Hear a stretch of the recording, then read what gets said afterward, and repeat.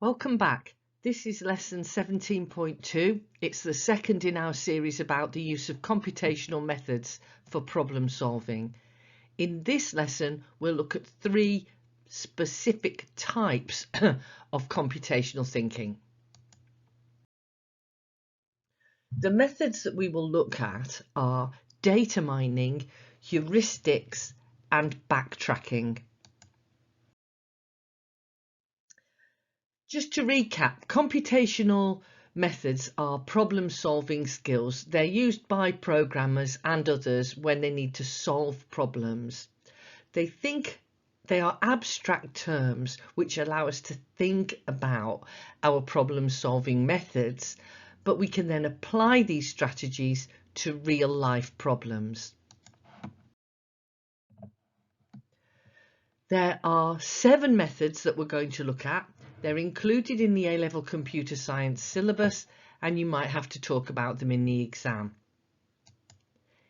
In this lesson, we'll talk about the first 3, data mining, heuristics, and backtracking. Lesson 17.3 will deal with the other example methods. Let's look at data mining first. Data mining is the use of a computer to look through lots and lots of data. It's very important to emphasize that you need a huge amount of data in order to do data mining, typically millions of items. And what we're asking the computer to do is to look for patterns that human beings wouldn't be able to spot without using a computer. So looking for correlations, causations, and patterns of statistical significance. You might have to answer questions in the exam about data mining. So remember that when you're answering a long question, giving a long answer to a question, you have to checklist the 3 areas of your answer, showing understanding, applying it to a particular problem, and evaluating in the sense of giving good and bad aspects of whatever the issue is. So data mining, for example, could be used by a large supermarket to analyze customer data to find out what types of customer buy different products, to find out if there are seasonal trends, to find out what if one product is typically bought with another product, and so on. And then they use this to shape the design of their stores, their marketing strategy, and so on. In data mining, we might be looking for correlations. That's 2 things that tend to go together. For causal relationships, one thing causes another. Anomalies and exceptions, if there are pieces of data that are outside of the norm, and we're looking for developments and trends over time. So in the computational methods workbook, if you're my student, you can write the answer to this question. Otherwise, you can just think about this for yourself.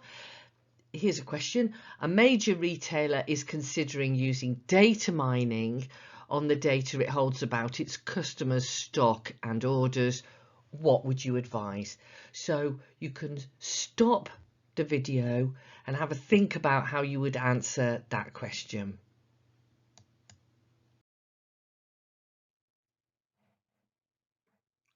So the next computational method that we're going to consider is heuristics.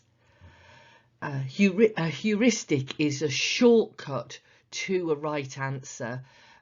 It's a guesstimate or an estimate. It's a good enough answer, but not necessarily a precisely accurate one.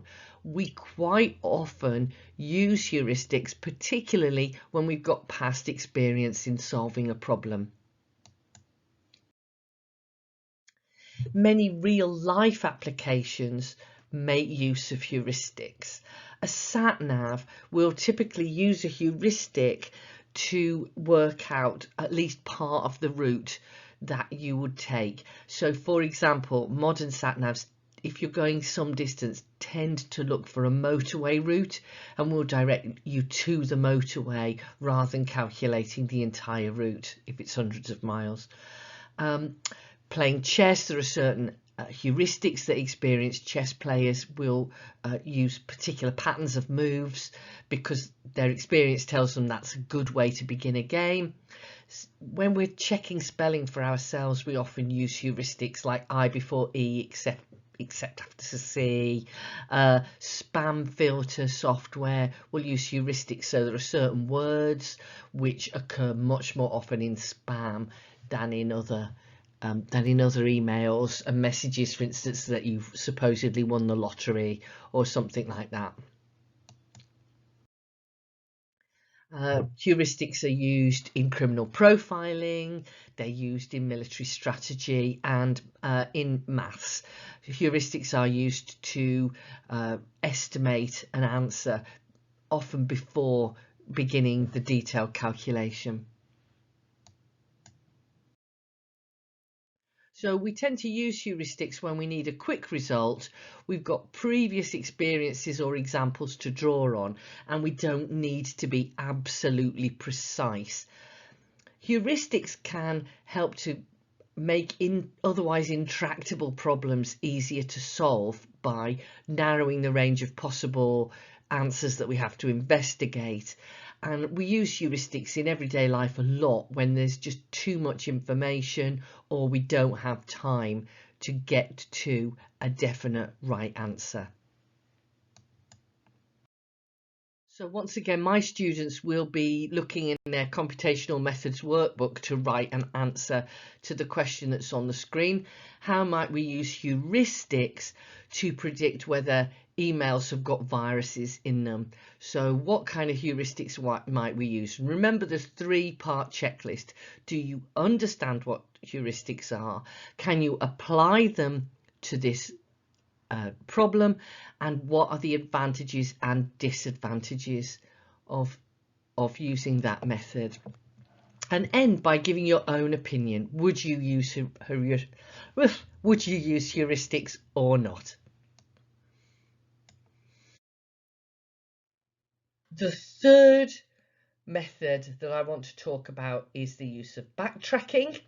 Now, backtracking is a method by which we explore different possible solutions to a problem, and we can imagine them as an abstraction building up like a tree of possible moves. Imagine that you're playing chess or drafts or something, and after each move there are a number of other possible moves, and so we can explore these different routes. So when we're using backtracking, we would explore the different options that open out in front of us.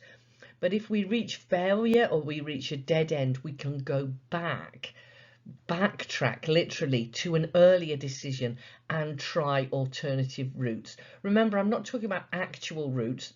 It could be, but it's usually not actual routes. It's different choices.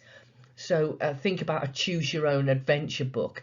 If you reach a bad conclusion in that, you can go back to a previous page and take a different choice. That's backtracking, and we can get a computer to do this very much more quickly than a human being can, and therefore explore all possible options to find the best solution to a problem.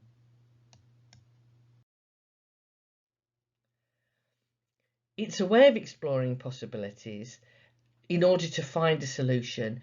It's slow and laborious, and if there are millions and millions of options, even at computer speed, it can take a long time to get to the solution using backtracking.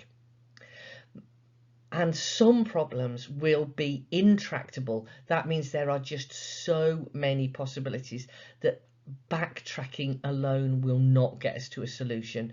We might combine it with other techniques like heuristics, and this is how you would tackle, for instance, a chess software problem. Once again, let's have a look at a possible answer in the computational methods workbook. Explain how you'd use backtracking in the design of an automated carpet cleaning device. I'm talking about Roombas and similar devices, and in this case we are literally talking about physical paths around a room and paths reaching an end and the machine having to backtrack. How would you write the software to do that?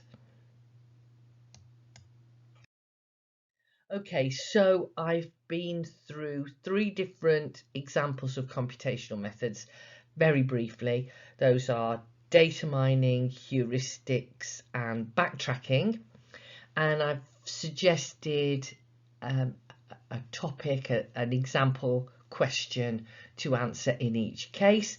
If you're my students, put it in the workbook that I've given you. Otherwise, just have a practice and remember understanding, application, evaluation.